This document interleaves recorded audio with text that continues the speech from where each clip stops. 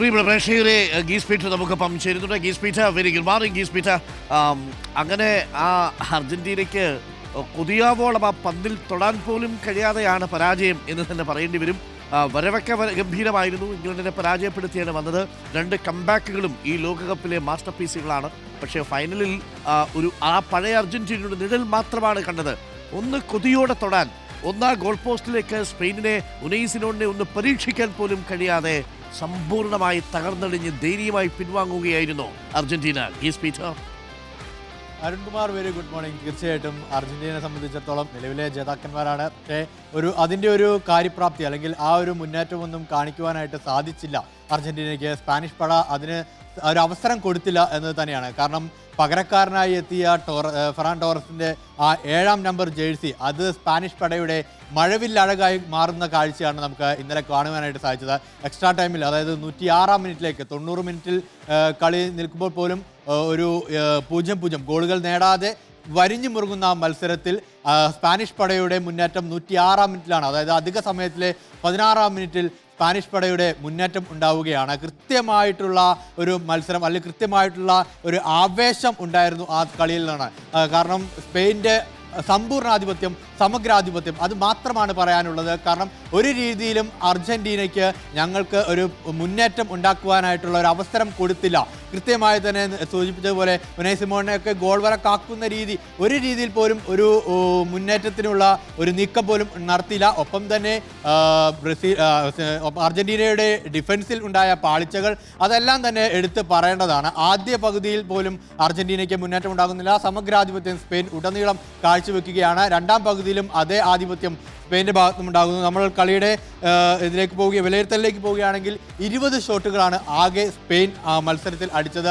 അതേസമയം മറിച്ച് അർജന്റീനയാകട്ടെ 3 ഷോട്ടുകളിൽ മാത്രമായി നിൽക്കുന്നു. സ്പെയിൻ്റെ ഓൺ ടാർഗറ്റ് ഷോട്ടുകൾ 11 എണ്ണമാണ്. അർജന്റീനയ്ക്ക് ഒന്നുപോലും ഓൺ ടാർഗറ്റിലേക്ക് എത്തിക്കുവാനും കഴിഞ്ഞില്ല. അത് തന്നെ വലിയൊരു അന്തരമാണ്. 20-3, 11-0 എന്നത് വലിയൊരു അന്തരം തന്നെയാണ്. ഒപ്പം എടുത്തു പറയേണ്ടത് മെസ്സിക്കും കാര്യമായിട്ടുള്ള ഒരു കാഴ്ച അല്ലെങ്കിൽ പ്രകടനം കാഴ്ചവെക്കുവാൻ സാധിച്ചില്ല എന്ന് തന്നെയാണ്. ഈ കഴിഞ്ഞ 7 മത്സരങ്ങൾ, ഫൈനൽ അടക്കം 8 മത്സരങ്ങളാണ്. ആ 7 മത്സരങ്ങൾ നോക്കുകയാണെങ്കിൽ കണ്ട അർജന്റീനയെ അല്ല നമ്മൾ ഫൈനലിൽ കണ്ടത് എന്നത് തന്നെയാണ് എടുത്തു പറയേണ്ടത്.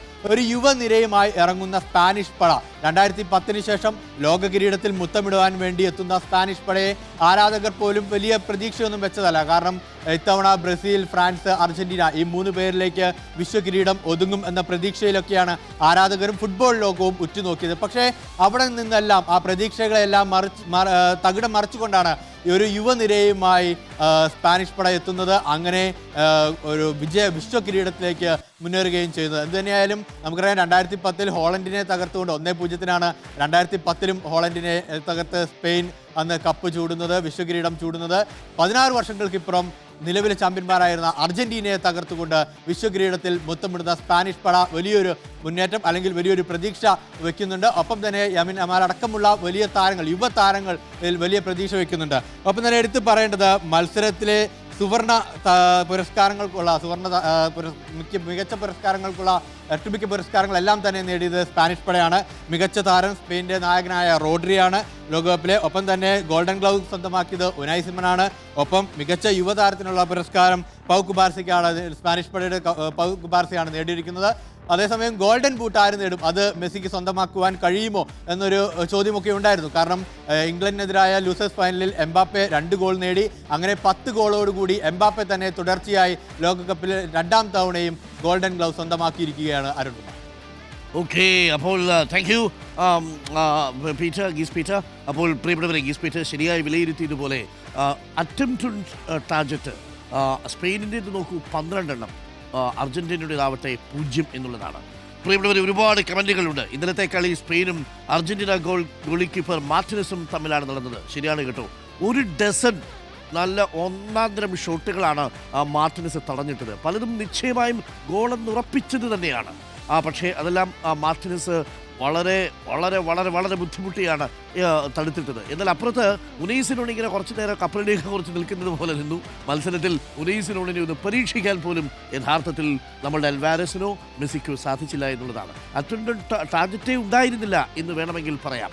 മാത്രമല്ല മത്സരത്തിന് ഒരു ഘട്ടമായപ്പോൾ എൻസോ ഫെർണാണ്ടസിനെ റെഡ് കാർഡ് കൊടുത്ത് പുറത്താക്കിയതോടുകൂടി പിന്നീട് അർജന്റീന 10 പേരുമായിട്ടാണ് കളിച്ചത്, എക്സ്ട്രാ ടൈമിലടക്കം.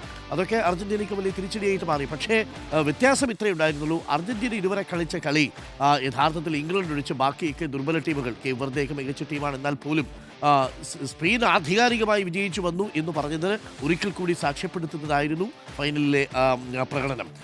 പ്രേക്ഷകൻ പറയുന്നു ലെമിൻ യമാൽ, സലാം പറയുന്നു ലെമിൻ യമാൽ അന്ന് മെസ്സിയുടെ കയ്യിലെ കുഞ്ഞായിരുന്നു, ഇന്നവൻ ഫുട്ബോൾ ലോകത്തെ പുതിയ രാജാവാണ്. അന്ന് മെസ്സി കുളിപ്പിച്ച കൈകൾ തന്നെയാണ് ഇന്ന് മെസ്സിയുടെ കിരീടം തട്ടിയെടുത്തിരിക്കുന്നത്. വിസ്മയം സ്പെയിനിലുമുണ്ട് എന്നാണ്. Hello Arun sir, very good morning. ഇപ്പോഴാണ് ഒരു മനസമാധാനമായത് എന്ന് മിനീഷ് പറയുന്നു. 100 ചൂട് ചുവപ്പൻ അഭിവാദ്യങ്ങൾ സ്പെയിൻ, മിനീഷ് പട്ടേരി, ബാംഗ്ലൂർ പറയുന്നുണ്ട്. പ്രിയപ്പെട്ട പ്രേക്ഷകരെ, ഒരു പ്രേക്ഷകൻ പറയുന്നു താങ്കൾ ഇന്നലെ വരെ അർജന്റീന ആയിരുന്നില്ലേ എന്നുള്ളതാണ്. താങ്കളൊരു ഫുട്ബോൾ പ്രേമിയായിരുന്നു എന്നുള്ളതാണ്. മെസ്സി ഫാനായിരുന്നു, പക്ഷേ ടീം എന്ന നിലയിൽ ഞാൻ സ്പെയിനോടൊപ്പമായിരുന്നു. അത് 2010 മുതൽ അങ്ങനെ തന്നെയാണ്. അതുകൊണ്ടാണ് ഇന്നലെ ഫൈനലിലും നമ്മൾ ആ പൊസിഷൻ തന്നെ എടുത്തത്. സ്പെയിൻ ജയിക്കും എന്നുള്ളത് ഏറെക്കുറെ ഉറപ്പാവുന്നത് സ്റ്റാറ്റിസ്റ്റിക്സിലാണ്. പക്ഷേ അത്ഭുതങ്ങൾക്ക് സാധ്യതയുള്ള ഒരു ടീമാണ് അർജന്റീന എന്നറിയാം. അവസാനത്തെ 14 മിനിറ്റിൽ തുടർച്ചയായി ഗോളടിച്ച് അർജന്റീന തിരികെ വന്നൊരു ചരിത്രമുണ്ട്. പക്ഷേ ഇന്നലെ ആ അർജന്റീനയെ നമ്മൾ കണ്ടില്ല. അതാണ് കളിക്കളത്തിൽ ദയനീയമായി തകർന്നുപോയ അർജന്റീനയായിരുന്നു അത്. എന്തിനാണ് ആരാധകർ തമ്മിൽ ഇത്ര പ്രശ്നങ്ങളെന്ന് ശാലിനി ശ്രീകുമാർ ചോദിക്കുന്നു. അത് വളരെ പ്രസക്തമായ ചോദ്യമാണ്. ചില സ്ഥലങ്ങളിലെങ്കിലും അനാവശ്യമായ ഹേറ്റേഴ്സായിട്ട് മാറുന്നുണ്ട്. അനാവശ്യമായ രാഷ്ട്രീയവും വർഗീയതയും ഫുട്ബോളിൽ കുത്തിക്കൊണ്ടുവരാൻ മനുഷ്യർ ശ്രമിക്കുന്നുണ്ട്. ഒരു കാരണവശാലും പാടില്ല. ലോകമൊരു ഫുട്ഗോളമാണ്.